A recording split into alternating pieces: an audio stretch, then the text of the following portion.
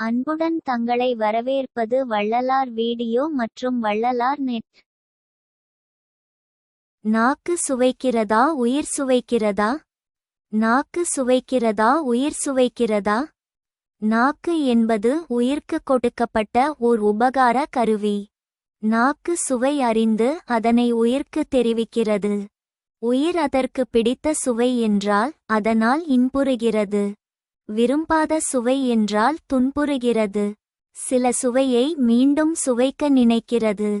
மனம் நினைத்தாலும் அது உயிரின் விருப்பம். மனித உடம்பில் இரண்டு மட்டுமே அறிவு உள்ளவை.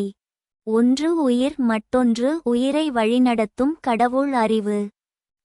இந்த உடம்பில் நடக்கும் இன்ப துன்பங்களை அனுபவிப்பது உயிர் மட்டுமே.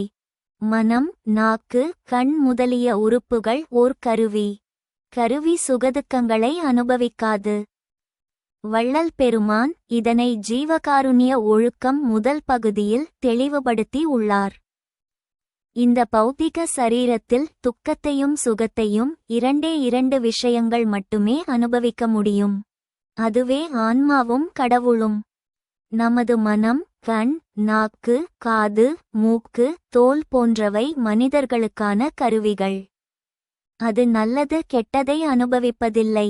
அந்த அவயவங்கள் நன்மை தீமைகளை அனுபவிக்க ஆன்மாவின் கருவிகள். கண், மூக்கு, காது, மனம் முதலிய கருவிகளுக்கு அறிவு இல்லை. இது உயிரற்ற பொருட்களை போன்றது. உயிரற்ற பொருட்களால் நல்லது கெட்டது என்று உணர முடியாது.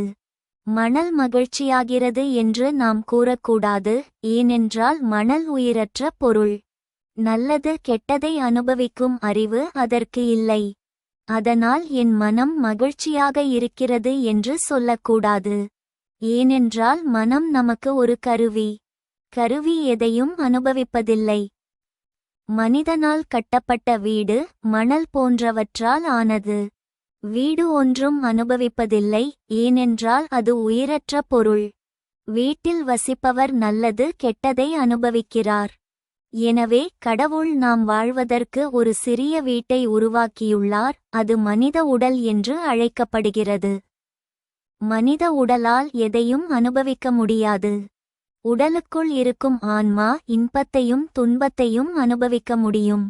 எனவே அனுபவிக்கக்கூடிய அறிவு ஆன்மாவிற்கு மட்டுமே உண்டு என்பதை நாம் அறிய வேண்டும். மனிதர்களுக்கு உதவும் கருவிகள் கைகால்களைப் போல மனித உடலில் உள்ளன. எனவே கருவிகள் எதையும் அனுபவிக்க முடியாது. நாம் அழும்போது நம் கண்களில் நீர் வருகிறது, கண்ணாடியிலிருந்து அல்ல. இந்த காணொளி உங்களுக்கு பிடித்திருந்தால் லைக் செய்யுங்கள், சப்ஸ்கிரைப் செய்யுங்கள், ஷேர் செய்யுங்கள்.